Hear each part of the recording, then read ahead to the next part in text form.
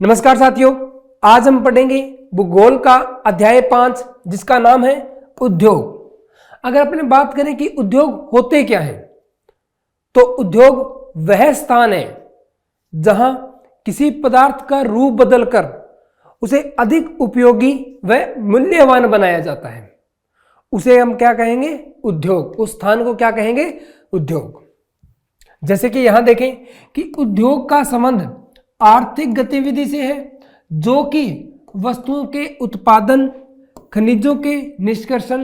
देखो बच्चों, वस्तुओं के उत्पादन से मतलब है अलग अलग प्रकार के औजार बनाना, भांति भांति की प्रकार की वस्तुएं बनाना। और अगर मैं बात करूं खनिजों के निष्कर्षण, तो खनिजों के निष्कर्षण के लिए भी हमें क्या चाहिए? उद्योगों की आवश्यकता होती है, अथवा सेवाओं की व्यवस्था से संबंधित है।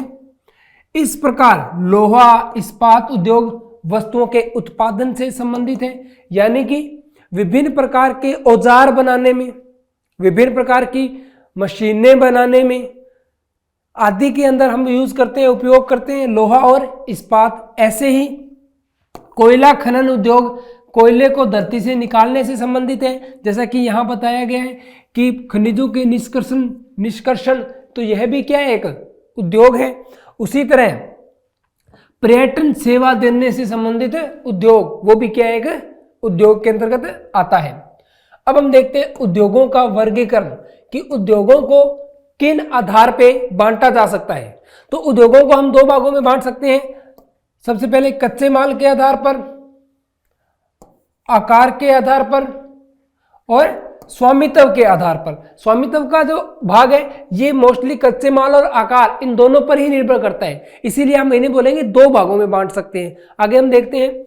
अगर मैं बात करूं कच्चे माल के आधार पर, तो कच्चे माल के उपयोग के आधार पर उद्योग व कृषि आधारित, मतलब जो उद्योग है वह कृषि आधारित, खनिज आधारित, समुद्र आधारित और वन आधारित हो सकता है। अब देखो बच्चों कैसे, अगर मैं बात करूं कि यह खनिज आधारित कैसे हो सकता है, तो किसी खनिज का खनन करना या कोई मिश्र धातु बनाना, कोई दो धातुओं को मिलाकर एक तीसरी मिश्र धातु बनाना, या कोई लोहे के औजार बनाना, तो वो सब निर्भर कर रहा है अपना खनिज आधारित पे। वहीं अगर मैं कृषि आधारित बात करूं, तो जो सूती वस्त्र मिलें होती हैं वह भी एक उद्योग है, और जो सूती वस्त्र मिलें वो निर्भर करती है कृषि के ऊपर, तो वो क्या हो गए? कृषि आधारित उद्योग। ऐसे ही अगर अपने बात करें समुद्र आधारित उद्योग, तो नमक उद्योग जो है वो एक क्या है? समुद्र आधारित उद्योग है। तो ये कुछ प्रकार के उद्योग थे। अगर मैं बात करूं वन आधारित उद्योगों की, तो वन आधारित उद्योगों के अंदर इमारती लकड़ी बनाने वाले उद्योग, यानी कि वनों से जो लकड़ी प्राप्त होती है उसे फर्नीचर बनाने वाले उद्योग। फर्नीचर जैसे कि अलग अलग अपने घरों में आपने देखा होंगे, मेज, कुर्सी, दरवाजे, ये सब फर्नीचर के अंतर्गत आते हैं। अब अगर अपने बात करें आकार के आधार पर, तो आकार के आधार पर भी हम इन्हें बांट सकते हैं। एक तो होते हैं लघु उद्योग, एक होते हैं वृहत उद्योग। लघु उद्योग यानी कि जो छोटे आकार के होते हैं उन्हें हम कहेंगे लघु उद्योग, और एक होते हैं वृहत यानी कि बड़े आकार के उद्योग। उद्योगों के आकार का तात्पर्य निवेश की गई पूंजी की राशि, नियोजित लोगों की संख्या और उत्पादन की मात्रा से। इसका मतलब कि आपने किसी उद्योग में कितना पैसा निवेश किया है, उसमें काम करने वाले लोगों की संख्या क्या है। जैसा कि मान लो बच्चों, आपने अपने घर में कोई अचार फैक्ट्री डाली है, और उस अचार फैक्ट्री में जो काम करने वाले लोग हैं वो आपके ही घर के सदस्य हैं, तो वो एक क्या हो गया? लघु उद्योग। क्योंकि इसके लिए आपको ज्यादा निवेश नहीं करना पड़ा, न ही ज्यादा श्रम की आवश्यकता है, और आपने अपने घर के अंतर्गत ही एक व्यापार प्रारंभ कर दिया, ये उद्योग प्रारंभ कर दिया, तो ये कैसा उद्योग हुआ? लघु आधारित। कुटीर या घरेलू उद्योग, इन्हें क्या कहते हैं? अपने लघु उद्योगों को और क्या कह सकते हैं? अपने कुटीर या घरेलू, यानी कि जो घर पर रहकर भी किए जा सकते हैं। छोटे पैमाने के उद्योग हैं जिसमें दस्तकारों के द्वारा उत्पादों का निर्माण हाथ से होता है, यानी कि यहाँ किसी भी प्रकार की मशीनों का उपयोग नहीं किया जाता। जैसे कि मैंने आपको अचार की फैक्ट्री का उदाहरण दिया, तो यहाँ अचार डालने के लिए किसी भी प्रकार की मशीन की आवश्यकता नहीं होती। टोकरी बुनाई मिट्टी के बर्तन और अन्य हस्त निर्मित वस्तुएं कुटीर उद्योगों के उदाहरण हैं। बड़े पैमाने के उद्योग जो बड़ी मात्रा में वस्तुओं का उत्पादन करते हैं, उनकी तुलना में छोटे पैमाने के उद्योग कम पूंजी व प्रौद्योगिकी का उपयोग करते हैं। वहीं अगर मैं वृहत उद्योगों की बात करता तो जो वृहत उद्योग होते हैं उनके अंदर निवेश की गई पूंजी की मात्रा अधिक होती है। वहां जो कार्य होते हैं वो मशीनों के द्वारा संपन्न किए जाते हैं। जैसे कि अगर अपने बात करें किसी भी प्रकार की एक बड़ी फैक्ट्री, जैसे कि चूना फैक्ट्री, अगर उदाहरण के तौर पर मैं देखूं तो चूना फैक्ट्री में मशीनों के जरिए पीओपी तैयार की जाती है और इस पीओपी को फिर देश के अन्य भागों में भेजा जाता है। तो आप देख सकते हो यहां चूने से पीओपी बनाने में मशीनों का उपयोग किया जा रहा है। अब वो जो मशीनें हैं वो भारी भरकम मशीनें होती हैं, तो उन्हें लाने में भी काफी बड़ा खर्च किया गया। यानी कि इस उद्योग पर जो निवेश की राशि थी वो भी क्या हो चुकी है, ज्यादा हो चुकी है। इस उद्योग में कार्य करने वाले लोगों की संख्या भी क्या है, ज्यादा है। तो चूना उद्योग को मैं किस श्रेणी में लेके आऊंगा, वृहत उद्योग की श्रेणी में। और वहीं दूसरी तरफ अगर मैं देखूं अचार उद्योग की बात करूं तो अचार उद्योग के लिए मुझे कोई ज्यादा निवेश भी नहीं करना पड़ा और वह कार्य बहुत ही कम लोगों द्वारा संपन्न किया जा सकता है। तो वह किस में आ गया, कुटीर या घरेलू या लघु उद्योग में। अब मैं बात करता हूं स्वामित्व के आधार पर। स्वामित्व के आधार पे या तो वो निजी हो सकता है, यानी किसी एक व्यक्ति या किसी दो या दो से ज्यादा कुछ व्यक्तियों के एक समूह का हो सकता है। एक हो सकता है सार्वजनिक या सरकारी, यानी कि एक ऐसा उद्योग जो सभी के हित के लिए कार्य करता हो या जो सरकार के नियंत्रण में हो, उसे कहेंगे सरकारी उद्योग। और जो किसी व्यक्ति विशेष के नियंत्रण में हो उसे हम कहेंगे निजी उद्योग। स्वामित्व के आधार पर उद्योगों को निजी क्षेत्र, राज्य स्वामित्व यानी कि जिसमें सरकार का हक हो, या इसे ही कहते हैं अपने सार्वजनिक क्षेत्र। और तीसरा होता है संयुक्त क्षेत्र और सहकारी क्षेत्र। बच्चों संयुक्त क्षेत्र या सहकारी क्षेत्र का मतलब है जिसमें सरकार और किसी व्यक्ति विशेष या किसी व्यक्ति विशेष समूह का आपस में पार्टनरशिप में कह सकता हूं, आपस में पार्टनरशिप के अंदर कोई उद्योग हो तो वो क्या आ गया, अपना सहकारी क्षेत्र के अंतर्गत वर्गीकृत किया जा सकता है। अब हम बात करते हैं उद्योगों की अवस्थिति को प्रभावित करने वाले कारक, यानी कि किसी उद्योग की स्थापना करते समय किन बातों का ध्यान रखा जाता है, किन मूलभूत बातों का ध्यान रखकर किसी उद्योग की स्थापना की जाती है। तो बच्चों ध्यान रखना, जहां भी उद्योग की स्थापना की जाएगी उसके निकट पानी की अच्छी व्यवस्था होनी चाहिए। जैसा कि अपन देख सकते हैं यहाँ एक पूरी लिस्ट दी गई है। कच्चे माल की उपलब्धता होनी चाहिए। अगर अपने कच्चे माल की बात करें, जैसे कि मान लो आपने किसी सूती वस्त्र मिल की शुरुआत की है, तो सूती वस्त्र मिल के लिए जरूरी है हमारे यहाँ कपास। सूती वस्त्र अगर मैं मिल की बात करूं तो सूती वस्त्र मिल के लिए जरूरी है कपास। तो अब ये जो सूती वस्त्र मिल है ये उस क्षेत्र में लगाई जाएगी जहां कपास की उपलब्धता आसानी से हो, आसानी से कपास उपलब्ध हो जाए। तो पहली बात का इस बात का ध्यान रखा जाएगा कि कच्चा माल जो है वो आसानी से उपलब्ध हो। दूसरा श्रम, यानी कि ऐसी जगह देखी जाएगी जहां उद्योगों में काम करने वाले मजदूरों की संख्या अच्छी खासी हो, यानी कि जहां आसानी से मजदूर लोग मिल जाएं। तीसरा पूंजी, अगर कोई उद्योग स्थापित करना है तो यह निर्भर करता है पूंजी पर कि आप लघु उद्योग खोलना चाहते हो या एक वृहत उद्योग। बाजार, अब देखो बच्चों जैसे कि मैंने आपको बताया उद्योग का काम होता है किसी पदार्थ का रूप बदलकर उसे अधिक मूल्यवान बनाना। मूल्यवान यानी कि जैसे कि मैं बात करूं कपास की, सूती वस्त्र उद्योग में कपास गया, उस कपास से मैंने बनाए कपड़े। अब उस कपड़े को बेचने के लिए मुझे एक बाजार की भी आवश्यकता है, यानी कि उद्योगों के जितने निकट बाजार होगा उतना अच्छा औद्योगिक क्षेत्र होगा। तो बाजार की उपलब्धता भी है। जल की मैंने आपको बता ही दिया, बिना जल के तो किसी भी उद्योग का पनपना असंभव है। ऐसे ही विद्युत, अगर वृहत उद्योग की मैं बात करूं तो वृहत उद्योग में बड़ी बड़ी मशीनें होती हैं और मशीनें बिना बिजली के नहीं चल सकती। एक बड़ी भूमि की आवश्यकता होती है, परिवहन की आवश्यकता है क्योंकि कच्चे माल को भी लाना है, ले जाना है। और जो निर्गत माल है यानी कि जो उत्पादित माल है उसे भी बाजार तक लेके जाना है, यानी कि परिवहन की आवश्यकता भी होती है, और इसी के साथ साथ संचार की आवश्यकता भी होती है। तो ये सब कुछ बच्चों उद्योगों की अवस्थिति को प्रभावित करने वाले कारक हैं। अब मैं देखता हूं औद्योगिक तंत्र, कि औद्योगिक तंत्र किसे कहते हैं। अभी हमने पढ़ा बच्चों उद्योगों की अवस्थिति को प्रभावित करने वाले कारक, अब हम देखेंगे औद्योगिक तंत्र। औद्योगिक तंत्र में निवेश, प्रक्रम और निर्गत शामिल है, यानी कि क्या क्या काम होना चाहिए। देखो औद्योगिक तंत्र का सबसे पहला जो मुख्य पॉइंट है वो है निवेश, यानी कि निवेश की गई राशि।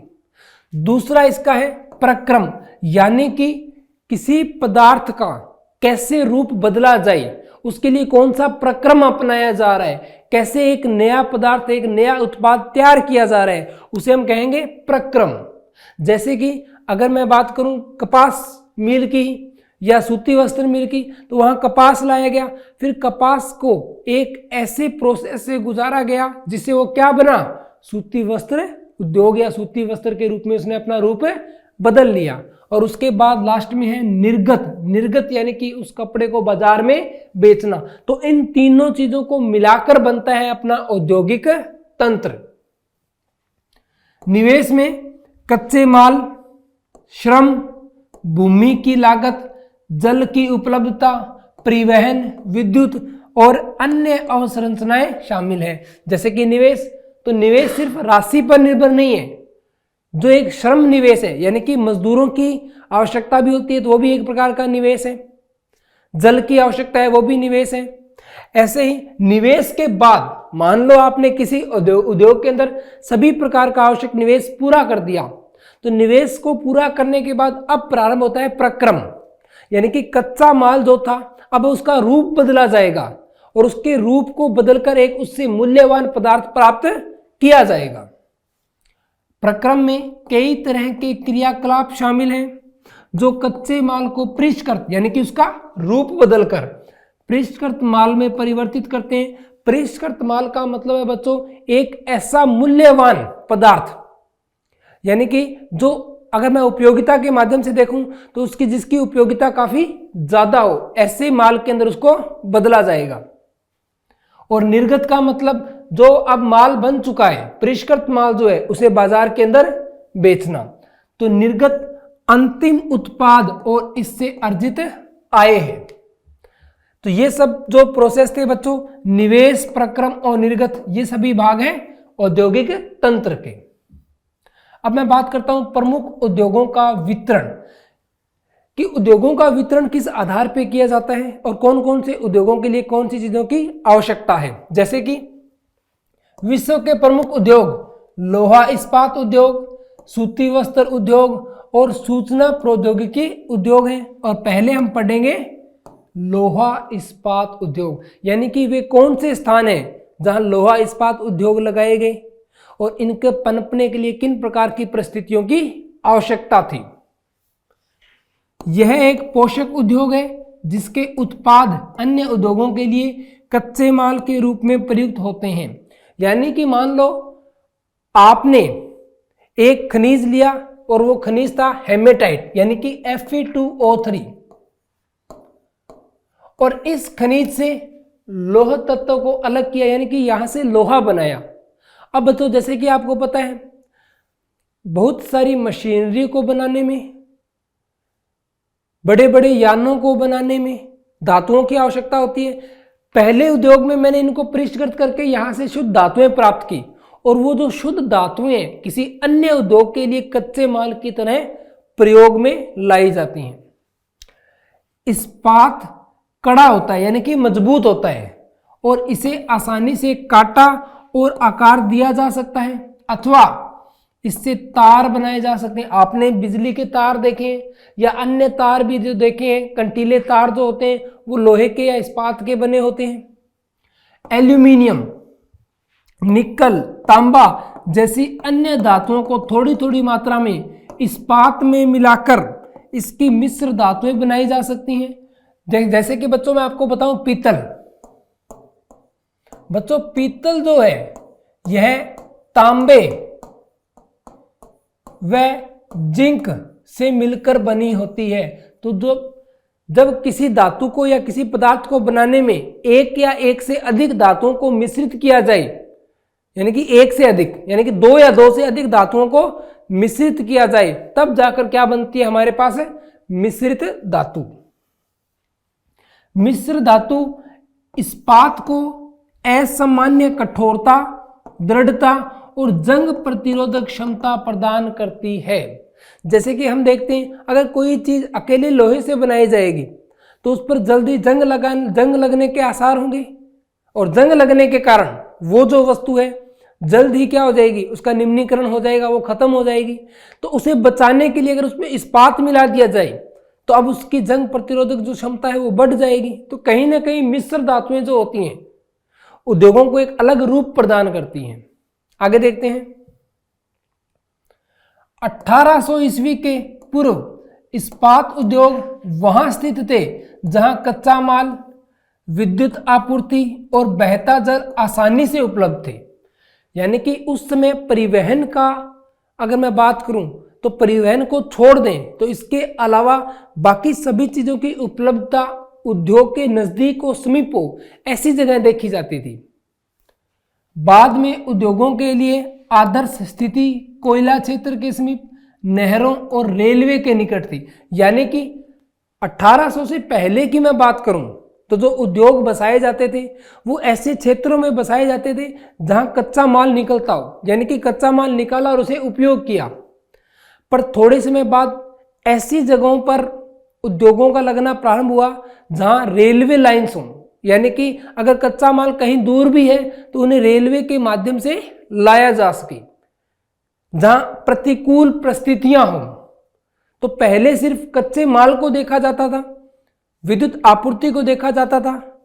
अब अगर मैं बात करूं 1800 के बाद की बात करूं तो यहां जो एक अपना परिपूर्ण, जो अगर मैं बात करूं पूरा परितंत्र जो होता है, एक अच्छे परितंत्र की आवश्यकता पड़ी और एक अच्छा परितंत्र हमारे पास प्राप्त हो, इसके लिए अनुकूल परिस्थितियां देखी गई। 1950 के बाद लोहा और इस्पात उद्योग समुद्र पतन के निकट सपाट भूमि के विशाल क्षेत्रों में केंद्रित होने शुरू हुए। इसका क्या कारण था? समुद्र तल के निकट क्यों आना प्रारंभ हुए? क्योंकि बच्चों देखो, इस समय तक आते आते समुद्री मार्गों की खोज हो चुकी थी।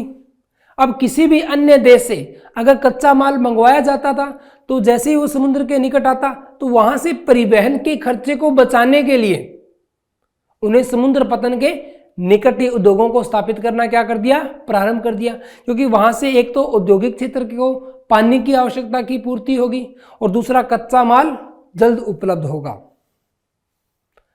ऐसा इसलिए हुआ क्योंकि इस्पात निर्माण का कार्य इस समय तक बहुत विशाल हो गया और लौह अयस्क विदेशों से आयात करना पड़ा। यही मैंने आपको बताया, यानी कि विदेशों से आयात करना पड़ा तो वह समुद्री मार्ग से आता था।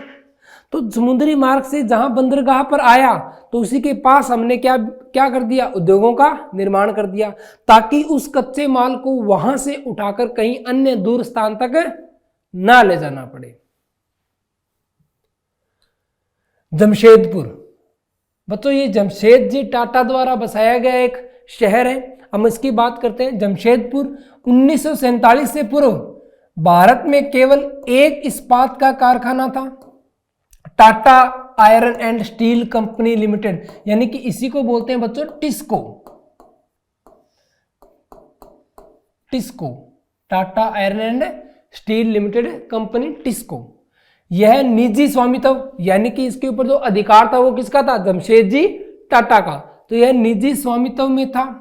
स्वतंत्रता के पश्चात, यानी कि 1947 के बाद, स्वतंत्रता के पश्चात सरकार ने यह कार्य अपने हाथों में लिया और बहुत से लौह इस्पात संयंत्र स्थापित किए। यानी कि इसके बाद अगर मैं बात करूं तो भिलाई, राउरकेला, एक ये टिस्को हो गया, यानी कि ऐसे बहुत सारे जो संयंत्र थे, उद्योग थे, भारत सरकार द्वारा स्थापित किए गए।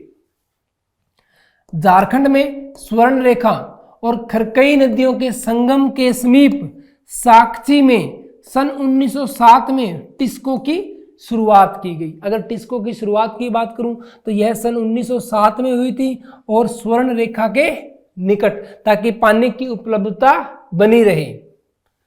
बाद में साकची का नाम बदलकर जमशेदपुर रखा गया। यह नाम जमशेदजी टाटा के नाम पर रखा गया था। भौगोलिक रूप से जमशेदपुर देश में लौह इस्पात केंद्र के रूप में सर्वाधिक सुविधाजनक स्थान था। क्यों? क्योंकि यहां आसानी से कच्चा माल भी उपलब्ध था, पानी की उपलब्धता भी थी, बिजली की आपूर्ति भी थी। तो ये एक ऐसी अनुकूल परिस्थितियां दे रहा था किसी भी उद्योग के पनपने के लिए। अगर मैं बात करूं पिट्सबर्ग की, जो पिट्सबर्ग है बच्चों, यह संयुक्त राज्य अमेरिका का एक स्थान है। यह संयुक्त राज्य अमेरिका का एक महत्वपूर्ण इस्पात नगर है। जैसे हमारे यहाँ जमशेदपुर है, वैसे ही अमेरिका की बात करूं तो अमेरिका में पिट्सबर्ग स्थान है। पिट्सबर्ग के इस्पात उद्योगों को स्थानीय सुविधाएं उपलब्ध है, यानी कि इस जगह पर कच्चे माल की उपलब्धता, जल की उपलब्धता, बिजली आपूर्ति, श्रम, यानी कि जितना भी निवेश था वो आसानी से प्राप्त था। यानी कि इस उद्योग को पनपने के लिए जो अनुकूल जो परिस्थितियां थी वो यहां सभी की सभी उपस्थित थी। अब मैं बात करता हूं बच्चों सूती वस्त्र उद्योग की। अभी हमने बात की लौह और इस्पात उद्योग की, अब हम बात करते हैं सूती वस्त्र उद्योग की। देखो बच्चों, जैसे कि आपको पता है औद्योगिकरण की जो शुरुआत थी वो यूरोप से हुई थी, और जो औद्योगिकरण की शुरुआत थी वो कहीं ना कहीं सूती वस्त्रों के द्वारा ही हुई थी। और इस औद्योगिकरण से पहले जो सूती वस्त्र था उस पर जो एकाधिकार था वो मैं कहीं ना कहीं कह सकता हूं भारत का ही था, क्योंकि भारत द्वारा बनाए गए ही कपड़े ही पूरे देशों के अंदर निर्यात होते थे। कपास, ऊन, सिल्क, जूट और पटसन का प्रयोग वस्त्र निर्माण में होता है। ये विभिन्न प्रकार के अलग अलग प्रकार, जैसे सूती वस्त्र हुए, रेशमी वस्त्र हुए, ऐसे विभिन्न प्रकार के वस्त्रों के निर्माण के लिए हम इन कच्चे पदार्थों का, यानी कि कपास, ऊन, सिल्क, जूट, पटसन, इसे अपने गोल्डन फाइबर भी कहते हैं। तो ये बच्चों कुछ ऐसे कच्चे पदार्थ हैं जो वस्त्र निर्माण उद्योग में काम आते हैं। रेशे वस्त्र उद्योग के कच्चे माल हैं, जैसे कि यहां बता दिया गया कि ये क्या है, एक प्रकार के कच्चे माल हैं। रेशे प्राकृतिक या मानव निर्मित हो सकते हैं। प्राकृतिक रेशे ऊन, सिल्क, कपास, लिनन और जूट से प्राप्त किए जाते हैं। और मानव निर्मित रेशों में अगर मैं बात करूं तो नाइलॉन, इसे अगर अपने बात करें तो इसे ही बोलते हैं बच्चों नाइलॉन 6-6। इसका पूरा नाम होता है nylon 6-6। Polyester, poly plus ester, acrylic और रेयोन, ये कुछ बच्चों ऐसे रेशे हैं जिन्हें मानव ने फैक्ट्री के अंदर तैयार किए। इनसे भी कपड़े बनाए जाते हैं। अगर मैं बात करूं नाइलॉन 6-6 की, तो नाइलॉन 6-6 का उपयोग मजबूत रस्सियां बनाने में किया जाता है। एक प्लास्टिक की रस्सी देखी होगी आपने, तो वो जो रस्सी होती है वो नाइलॉन 6-6 की बनाई होती है। ऐसे ही रेयोन का जो है, आपने समुद्री वो गोताखोरों को देखा होगा, तो वो एक विशेष प्रकार की पोशाक पहनकर जाते हैं, तो वो जो पोशाक है वो रेयोन से बनाई जाती है। यानी कि ये कुछ ऐसे रेशे हैं जो मानव निर्मित हैं और ये हमें प्रकृति से प्राप्त होते हैं। सूती वस्त्र उद्योग विश्व के प्राचीनतम उद्योगों में से एक है। 18वीं सदी की औद्योगिक क्रांति तक सूती वस्त्र हस्तकताई तकनीकों एवं हथकरघों से बनाया जाता था। जैसा कि मैंने आपको अभी बताया कि औद्योगिक क्रांति से पहले जो कपड़ा हुआ करता था वो भारत में हाथों से बनाया जाता था, यानी कि उसकी बुनाई हाथों से की जाती थी और पूरे विश्व के अंदर उसे यहां से निर्यात किया जाता था। पहली सफल यंत्रीकृत वस्त्र मिल मुंबई में 1854 ईस्वी में स्थापित की गई। कोष्ण आर्द्र जलवायु मशीन आयात के लिए पतन यानी कि जो समुद्री किनारे होते हैं जहां आसानी से कोई भी शिप आ सके, कच्चे माल की उपलब्धता, यानी कि आपको पता है महाराष्ट्र और गुजरात जो है ये कपास के लिए सबसे अच्छी जगह मानी जाती है भारत के दृष्टिकोण से, क्योंकि यहां पाई जाती है काली मिट्टी, और काली मिट्टी कपास के लिए अच्छी उपजाऊ मिट्टी कहलाती है। और दक्ष श्रमिक इस प्रदेश में इस उद्योग के द्रुत फैलाव में सहायक रहे। यानी कि अगर मैं बात करूं कि भारत में पहली सूती वस्त्र मिल जो है वो कहां खोली गई, वो महाराष्ट्र यानी कि बंबई के अंदर 1854 में। और अगर मैं बात करूं अहमदाबाद यानी कि गुजरात, क्योंकि उस समय तक जो उद्योग खोले जाते थे वो कच्चे माल की उपलब्धता को देखते हुए खोले जाते थे। जैसा कि मैंने आपको पहले बताया, कच्चा माल यानी कि कपास जो है वो या तो बंबई यानी कि महाराष्ट्र में अधिक था, और उसके बाद अगर मैं बात करूं तो कहीं ना कहीं गुजरात में था। और जो दोनों के दोनों स्थान है वो समुद्री पतन यानी कि समुद्र के किनारे भी आते हैं। यानी कि अगर विश्व के किसी अन्य देश से कच्चा माल मंगवाना भी पड़े तो समुद्री रास्ते से जल्द पहुंच सके। अहमदाबाद गुजरात में साबरमती नदी के तट पर स्थित है। 1859 में यहां पहली सूती मिल स्थापित हुई। यह यथाशीघ्र ही मुंबई के बाद भारत का दूसरा सबसे बड़ा वस्त्र निर्माता नगर बन गया। अहमदाबाद को प्राय भारत का मैनचेस्टर कहा जाता है। अनुकूल अवस्थिति कारक अहमदाबाद में सूती वस्त्र उद्योग के विकास में सहायक थे। अनुकूल अवस्थिति कारक का मतलब पानी की व्यवस्था, कच्चे माल की व्यवस्था। अगर मैं बात करूं श्रमिकों की तो श्रमिकों की व्यवस्था, यानी कि हर एक प्रकार की जो कच्चे माल की व्यवस्था थी यहाँ उपलब्ध थी। और इसे क्या कहा जाता है? भारत का मैनचेस्टर भी कहा जाता है। मैनचेस्टर एक शहर का नाम है जो सूती वस्त्र उद्योगों के लिए प्रमुख है। इसीलिए अगर भारत के दृष्टिकोण से देखें तो भारत में सूती वस्त्र उद्योगों के लिए प्रमुख कौन है? गुजरात का अहमदाबाद शहर। अब मैं बात करता हूं ओसाका। यह भी एक शहर का नाम है। ओसाका जापान का एक महत्वपूर्ण वस्त्र निर्माण केंद्र है।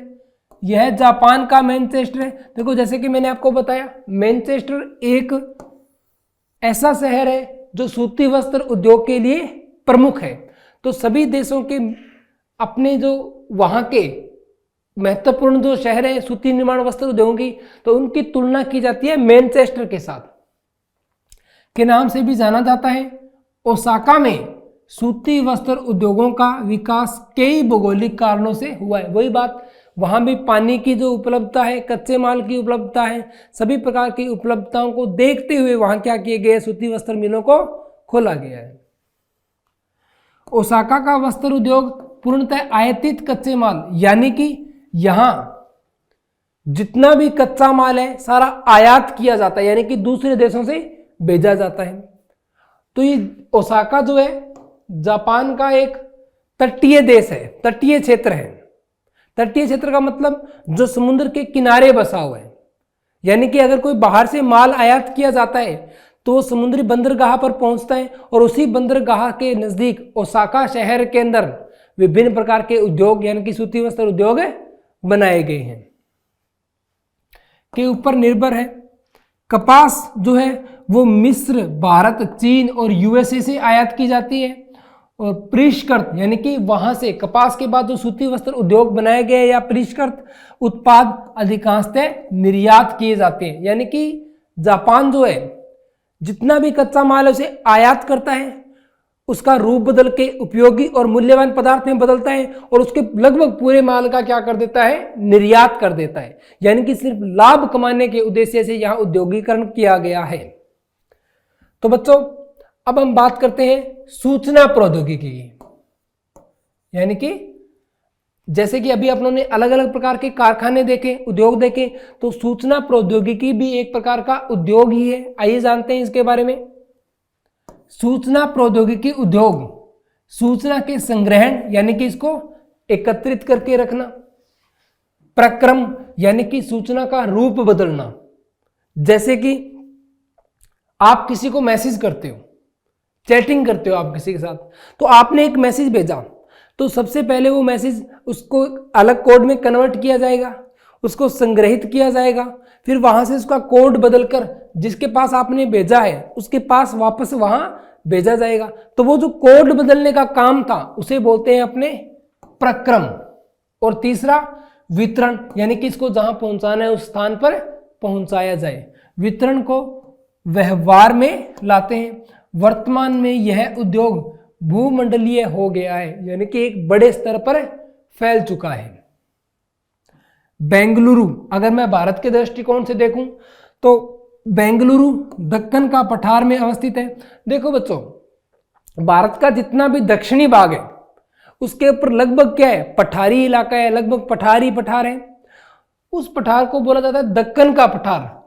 तो कर्नाटक का जो बेंगलुरु है यह भी कहां अवस्थित है, दक्कन के पठार के ऊपर ही अवस्थित है, जहां से इसका नाम सिलिकॉन घाटी बच्चों यूएसए अमेरिका का एक शहर है जो सूचना प्रौद्योगिकी के लिए वहां का महत्वपूर्ण स्थल है। तो उसी के नाम पे अगर मैं भारत का सिलिकॉन वैली या सिलिकॉन घाटी देखूं तो वो क्या होगी, बेंगलुरु शहर। सांता क्लारा घाटी एक भाग है जो उत्तरी अमेरिका में रॉकी पर्वतमाला के निकट अवस्थित है। इस क्षेत्र की जलवायु शीतोष्ण है और यहाँ शायद ही तापमान 0 डिग्री सेंटीग्रेड से नीचे जाता है, यानी कि यही कंडीशन सारी की सारी जो जलवायु कंडीशन है हमारे यहाँ बेंगलुरु के पास पर्याप्त है। तो बच्चों, इसी के साथ हमारा ये अध्याय यही समाप्त होता है। इस अध्याय में हमने जाना उद्योग क्या होते हैं, उद्योग की अवस्थिति या उनके वितरण के लिए कौन कौन से कारक उपयोगी हैं। तो अब हम मिलते हैं हमारे अगले अध्याय के साथ। धन्यवाद।